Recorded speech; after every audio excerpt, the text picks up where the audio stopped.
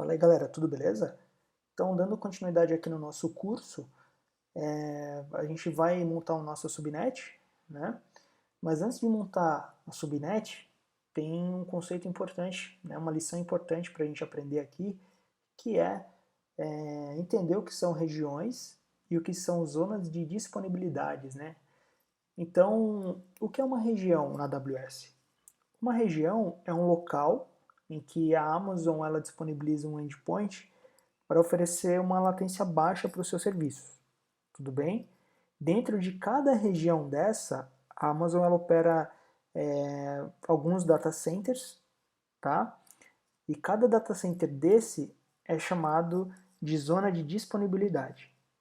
Tudo bem? Então, essa é a explicação bem resumida. Tudo bem? Mas é a explicação verdadeira. Eu estou aqui numa página, né, na documentação da Amazon, eu vou deixar o link na descrição do vídeo, e aqui ele explica um pouco disso, né, ele fala sobre isso, olha só. Para reduzir a latência de dados nos aplicativos, a maioria dos Amazon Web Services oferece um endpoint regional para você fazer suas solicitações. O endpoint é uma URL, que é o ponto de entrada para um serviço da web. Então, é aquilo que a gente acabou de falar, né? Então, uma região serve para a Amazon entregar alguns data centers e te oferecer uma latência baixa. Então, você consegue oferecer uma experiência para o seu usuário muito boa quando você faz o lançamento dos seus aplicativos, dos seus endpoints dentro de uma região mais próxima do seu usuário. Então, por exemplo, imagina que você vai lançar um aplicativo que sua base de usuários vai estar aqui no Brasil. Então, na sua opinião, é melhor fazer que o seu usuário ele bata no endpoint lá da China ou que ele bata no data center de São Paulo, né? Se o seu usuário vai estar no Brasil. Então, é por isso que a Amazon oferece algumas regiões para você poder trabalhar. Tudo bem? É uma decisão arquitetural importante até quando você for montar a sua estrutura de aplicativo. Então, eu fiz um desenho bem legal aqui, tá? Para vocês entenderem algumas coisas da região. Então aqui tá o mundo, né? Então tem 3 localidades aqui, 3 regiões. Então a gente tem São Paulo, Virgínia e Tóquio. E aí eu peguei a região de São Paulo para ilustrar. Tudo bem? Então vamos lá. Então, para a Amazon, São Paulo é uma região. Tá? Então tem até aqui, ó. Tá aqui, ó. São Paulo é uma das regiões que a Amazon oferece serviço. Então, se é uma região, a Amazon vai colocar um endpoint lá. Tudo bem? Então vai ter um endpoint aqui. Endpoint.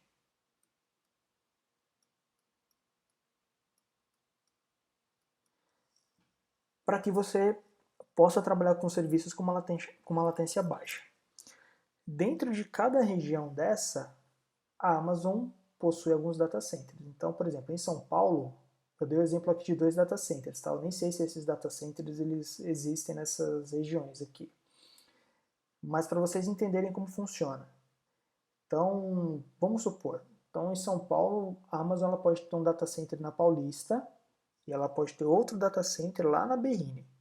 Então, assim, esses caras eles ficam na mesma região, mas a uma certa distância deles. Tudo bem? Por quê?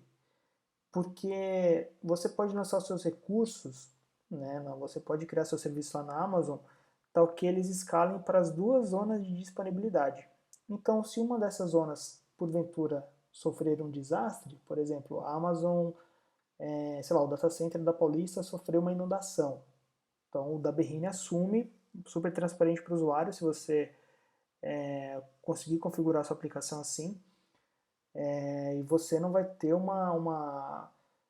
você não vai ter um tempo de indisponibilidade grande, tudo bem? E você tem uma outra vantagem também, que é a seguinte: zonas de disponibilidade elas são interconectadas, tudo bem? Aqui a gente está falando de conexão física mesmo, tá? Conexão dedicada entre eles. Por quê? Para você poder oferecer uma latência baixa, né?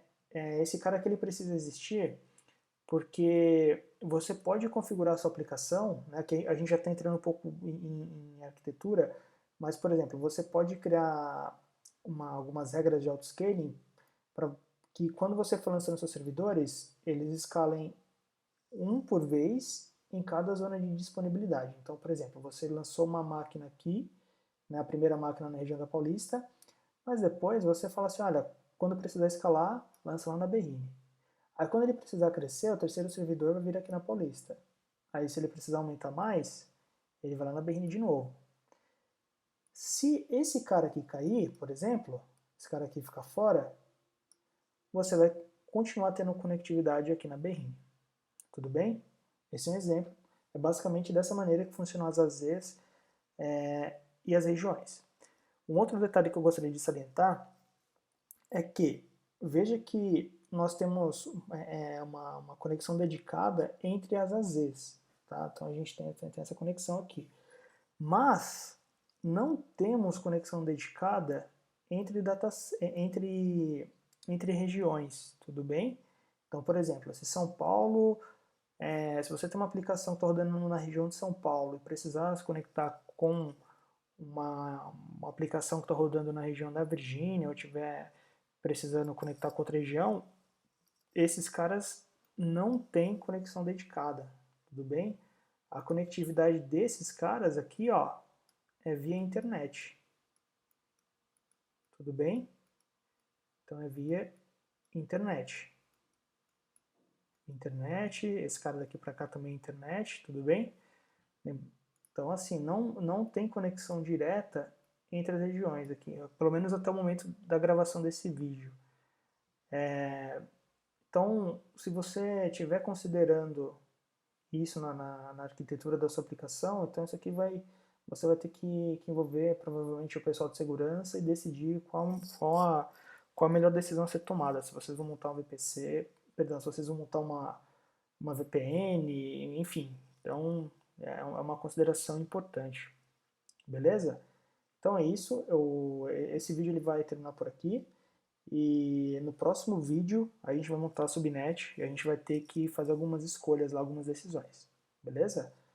Não se esqueça de se inscrever no canal, deixar seu like e bora lá!